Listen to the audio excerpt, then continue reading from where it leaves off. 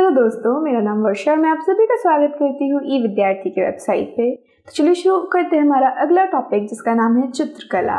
चित्रकला जिसे आज के वक्त में हम पेंटिंग के नाम से भी जानते हैं, उसके बारे में समझते हैं कि अतीत में किस प्रकार से पेंटिंग्स हो रही थी। अतीत में कुछ यूं पेंटिंग्स हो रही थी जैसे कि आज के वक्त में बच्चे पेंटिंग किया करते थे। वो लोग क्या करते थे, अतीत में हमारे जो मानव हुआ करते थे, अतीत के जो लोग हुआ करते थे, वो केव्स यानी कि गुफाओं की दीवारों पे तो कई बार किसी रेलिंग के ऊपर या इसी तरीके की कुछ जगहों पे पत्थर से उकेर कर इन चित्रों को बनाया करते थे। ज्यादातर ये लोग बुद्ध भिक्षु हुआ करते थे और बुद्ध भिक्षुओं के लिए ये चित्रकलाएं बनाई जाती थी। तो सैकड़ों साल पहले बौद्ध भिक्षुओं के लिए विहार बनाए गए। इन गुफाओं के अंदर अंधेरा होने की वजह से अधिक चित्र मशालों की रोशनी में बनाए गए थे। ये रंग पौधों तथा खनिजों से बनाए गए और 1500 साल बाद भी चमकदार है और इसके जो कलाकार है वो अज्ञात है। तो यहाँ पे बहुत सारे, अगर आप देखोगे तो बहुत सारी गुफाएं आपको देखने को मिलती है, जैसे अजंता हो गई, एलोरा हो गई, इनकी गुफाएं देखने को मिलती है। और इन गुफाओं के अंदर अंधेरा होता है, बिल्कुल गुप्त अंधेरा। लेकिन यहाँ पे अगर आप देखोगे तो, क्योंकि अब तो क्या है, अब इलेक्ट्रिसिटी है तो आप कहीं पे भी बल्ब लेके जा सकते हो। अगर बल्ब नहीं है तो अपने फोन की फ्लैशलाइट यूज कर सकते हो। तो इनके जरिए लोगों ने देखा कि इन दीवारों के ऊपर बड़ी ही मनमोहक चित्रकारी की हुई थी। तो इन चित्रों को आज से करीब 1500 साल पहले बनाया गया था और इनको किसने बनाया ये नहीं पता, लेकिन ये जरूर पता है कि इनको मशाल की रोशनी में, क्योंकि अंदर दिन में भी अंधेरा रहता था और रात में भी अंधेरा रहता था, तो मशालों की रोशनी का इस्तेमाल करके पौधों के रंगों तथा खनिजों के रंग से इनको बनाया गया था। और ये आज भी बिल्कुल चमकदार लगते हैं, ऐसा लगता है जैसे कल ही किसी ने इन्हें उकेरा हो। तो ये था चित्रकला कि किस प्रकार से चित्रों को बनाया जा रहा था। आगे बढ़ते हैं और समझते हैं पुस्तकों की दुनिया के बारे में। तो पुस्तकों की रचना हो रही थी इस वक्त और अलग अलग तरीके के ग्रंथ लिखे जा रहे थे। यहाँ पे आपको ऐसे ही एक ग्रंथ जो कि तमिल के अंदर लिखा है, उसका सजीव चित्रण किया गया है। और इस चित्र में आपको एक विमेन दिख रही है जो कि बहुत ही ज्यादा ऐसा लग रहा है कि उसको दुख हो रखा है, किसी ने इसे सताया है। और ये जो चित्र है पूरा, वो एक तमिल ग्रंथ सिल्लापदिकरम का चित्रण है। तो आइए समझते हैं और जानते हैं कि और कौन कौन सी किताबें लिखी जा रही थी और कौन लोग थे जो इन्हें लिख रहे थे। तो सबसे पहले ये देखिए, यह वह समय था जब भारत के कुछ बेहतरीन महाकाव्यों की रचना हुई थी, यानी सबसे बेस्ट ऑफ बेस्ट, बेस्ट जिसको कहते हैं ना, महाकाव्य अभी रचे जा रहे थे। जो साहित्य किताब हजारों पन्नों में रहती है उसे महाकाव्य कहते हैं। तो वो किताबें जिसमें 1000 पन्ने होते हैं उसको हम महाकाव्य के नाम से जानते हैं। ऐसा ही एक बुक है सिलपदिकरम, और ये जो सिलपदिकरम है वो लगभग 1800 वर्ष पहले लिखी गई थी। और किसने लिखी थी? इलांगो नामक कवि ने लिखी थी। तो सिलपदिकरम के रचयिता थे हमारे कवि इलांगो, और ये एक तमिल महाकाव्य है। क्या है, किस भाषा में लिखी गई है? तमिल भाषा में लिखी गई है। इसके अंदर आप देखोगे कि केवलम नाम का एक व्यापारी रहता था और उसकी कहानी है ये पूरी। ये जो हमारा कोवलम है वो पूहर शहर में रहता था अपनी वाइफ यानी पत्नी कन्नगी के साथ। तो वाइफ का नाम क्या था? कन्नगी। अपनी पत्नी की उपेक्षा कर वह एक नर्तकी माधवी से प्रेम करने लगा। बाद में वह और कन्नगी पुहरचोड़ मदुरई चले गए। तो क्या हुआ कि देखो, ये जो महाकाव्य है हमारे, इसमें दो एक हस्बैंड और एक वाइफ की कहानी है, और जिसके अंदर जो हस्बैंड होता है वो किसी और वुमेन से प्यार करने लग जाता है, प्रेम करने लग जाता है। और इसके बाद क्या होता है कि उसको अपनी गलती का रियलाइजेशन होता है कि एक मैरिड पर्सन होके वो ऐसा नहीं कर सकता। तो कहते हैं ठीक है, हम यहाँ पे रहेंगे ही नहीं, इस पूहर शहर के अंदर हम नहीं रहेंगे, हम किसी और शहर में चले जाएंगे। और फिर किस तरीके से घटनाएं घटती है कि ये जो हमारा कोवलन है इसको जिंदा जला दिया जाता है। तो क्या घटनाएं थी वो आप सिलपदिकरम की कहानी ढूंढ के जान सकते हो, और जान सकते हो कि ये जो औरत है हमारी यहाँ पे, जो कि कौन है? कन्नगी है ये, कि कन्नगी के साथ ऐसा क्या हुआ कि इतनी ज्यादा रो रही है। तो ये सारी चीजें आपको कहाँ से मिल जाएगी? या तो आप अपने बड़ों से पूछ सकते हो या फिर आप गूगल से सर्च कर सकते हो। ठीक है, तो आप सर्च करो, जानो कि ये बहुत ही अच्छी कहानी है जिसमें आपको समझ में आएगा कि किस तरीके से गलत बोलना, या फिर अगर किसी ने आपको कोई गलत बात आके बता दी है और उसी पे आप भरोसा कर लोगे तो कितना बड़ा नुकसान कर बैठते हो आप कई बार। ठीक है, तो ये था सिलप्पदिकारम। दूसरा हमारे पास एक और महाकाव्य ग्रंथ है मणिमेखलाई। ये सतनार ने तमिल में लिखी थी। सतनार ने तमिल में लिखी थी और ऐसा माना जाता है कि ये सिलप्पदिकारम 2.0 है।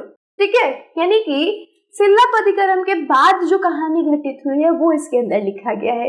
ये 1400 वर्ष पहले रचा गया था इसको, और इसमें माधवी के पुत्री की कहानी है, यानी वो स्त्री जिसके साथ हमारा कोवलन प्रेम कर बैठा, उसकी बेटी और माधवी दोनों, कोवलन और माधवी की जो बेटी हुई उसकी कहानी है, और उसमें फिर और भी सारी चीजें जुड़ी हुई है और समझोगे किस प्रकार से चीजें घटित हुई, किस प्रकार से ये कहानी आगे बढ़ी। तो ये भी एक बहुत ही अच्छा ग्रंथ है जिसको आप पढ़ सकते हो और जिसके सहारे आप बहुत सारी अच्छी चीजें, अच्छा ज्ञान ले सकते हो। नेक्स्ट हमारे पास है पुराण। हमारे भारतीय संस्कृति में, हमारे हिंदू समाज में पुराणों की बहुत ही बड़ी विशेषता है।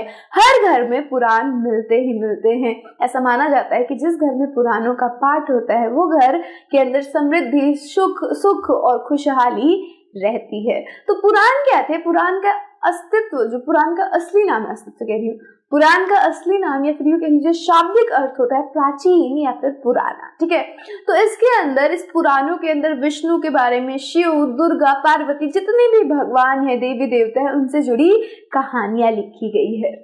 इनके पूजा की विधियां भी बताई गई है। जो अलग अलग देवी देवता है उनको किस तरीके से आप पूजा करो उनकी, उसके बारे में बताया गया है।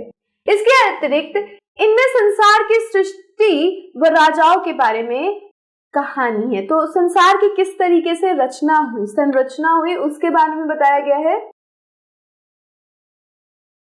साथ ही साथ ये भी बताया गया है कि ये जो राजा लोग बनते हैं वो किस प्रकार से बनते हैं, राजाओं की क्या कहानी थी, ये सारी चीजें उसमें लिखी गई है। अधिकतर पुराण सरल संस्कृत श्लोक में लिखे गए हैं जिससे सब इन्हें सुन और समझ सके। तो ज्यादातर पुराणों को आसान भाषा में, आसान संस्कृत भाषा में श्लोकों के फॉर्म में लिखा गया। श्लोक क्या होते हैं? जो कविता होती है अगर वो संस्कृत में लिखी जाए तो उसको हम श्लोक के नाम से जानते हैं। तो संस्कृत सरल संस्कृत है जिसके तहत सभी लोग अगर उसे सुने, जो भी इसे सुने, तो आसानी से इनको समझ सके। स्त्रियां या शूद्र, इन्हें वेद पढ़ने की अनुमति नहीं थी। वे भी इसे सुनकर सुन सकते थे। पुराणों का पाठ पुजारी मंदिर में किया करते थे। तो आपको याद होगा कि धीरे धीरे उत्तर वैदिक काल में ये चलन होने लग गया कि स्त्रियां वेदों को ना पढ़ सकती, ना सुन सकती, और द सेम वे उसी तरीके से शूद्र भी ऐसा नहीं कर सकते थे। लेकिन इन पुराणों के साथ ये नहीं था। पुराणों को कोई भी इंसान सुन सकता, चाहे वो स्त्री हो, शूद्र हो, बड़ी जाति का हो, छोटी जाति का हो, धनी हो या गरीब हो, सभी इसे सुन और पढ़ सकते थे। पुजारी जो होते थे मंदिर के, ज्यादातर वो इनका पाठ किया करते थे और आम जनता इन्हें सुना करती थी। अब जो हमारा दूसरा ग्रंथ है, हमारा अगला जो ग्रंथ है वो है महाभारत। और हम में से कोई भी ऐसा नहीं होगा जिसे महाभारत की कहानी नहीं पता होगी। ये करीब 1500 साल पहले पुराणों तथा महाभारत काव्य को व्यास नाम के ऋषि ने संकलित किया था। तो जो हमारे महाभारत, इसको व्यास ने लिखा था, ऋषि व्यास ने लिखा था और संस्कृत में लिखा था इन्हें। महाभारत में ही भगवत गीता भी है। महाभारत कौरवों और पांडवों के बीच युद्ध की कहानी है। तो हमें पता है कि इसके अंदर क्या है कि दो साइड के कजन्स होते हैं। एक साइड होता है पांडवों का और एक होता है कौरवों का। पांडव अच्छे होते हैं, कौरव ने कुछ बुरे काम किए होते हैं। और जो हमारे कृष्ण हैं वो क्या करते हैं? महाभारत युद्ध की रचना करते हैं और किस प्रकार से महाभारत का युद्ध होता है और कैसे हमारे कृष्ण कहते हैं कि तुम लड़ाई अपने भाइयों से नहीं कर रहे हो, अपने रिलेटिव से नहीं कर रहे हो, आप लड़ाई किसके लिए कर रहे हो? सच्चाई पे, अच्छाई पे, बुराई पे अच्छाई की जीत के लिए कर रहे हो। वो लोग बुरे हैं, जो उन्होंने कर्म किए हैं वो बुरे हैं, और इसलिए आप लड़ाई कर रहे हो। तो ये क्या था? ये सिंपल एक स्टोरी था हमारे महाभारत का, और ये जो कहानी है, ये जो युद्ध है, इसका उद्देश्य था पुरु वंश की राजधानी हस्तिनापुर की गद्दी को प्राप्त करना। तो यहाँ पे जो हमारा ये जो पूरा महाभारत रचा गया था वो अच्छाई की जीत के लिए रचा गया था, लेकिन एक और इसका उद्देश्य था, वो था हस्तिनापुर की गद्दी को प्राप्त करना। पुरुवंश हस्तिनापुर की गद्दी को प्राप्त कर सके, इसलिए पूरा का पूरा ये महाभारत की रचना की गई थी। आगे हमारे पास है रामायण। रामायण की भी कहानी हमें पता है कि इसमें क्या होते हैं, 4 ब्रदर्स होते हैं, 4 भाई होते हैं, और ये लोग क्या होते हैं, इनकी शादी हो जाती है।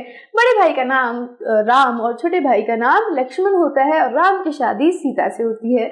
अब क्या है, भरत की मम्मा को क्या होता है, एनवी हो जाता है, थोड़ा सा ऐसा लगता है उनको कि उनके बेटे के साथ न्याय नहीं हो रहा है, और वो हमारे राम के इन चारों भाइयों के पिता से कहती है कि राम को वनवास दे दो। और फिर क्या होता है, वनवास में सीता का हरण हो जाता है, और उस प्रकार के और क्या होता है कि राम जब हमारे सीता का हरण हो जाता है तो राम फिर लड़ाई करते हैं। किससे लड़ाई करेंगे?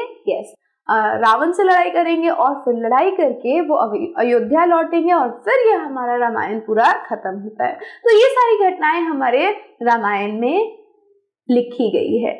ये रामायण संस्कृत भाषा में लिखी गई थी, और किसने लिखा था? वाल्मीकि ने लिखा था।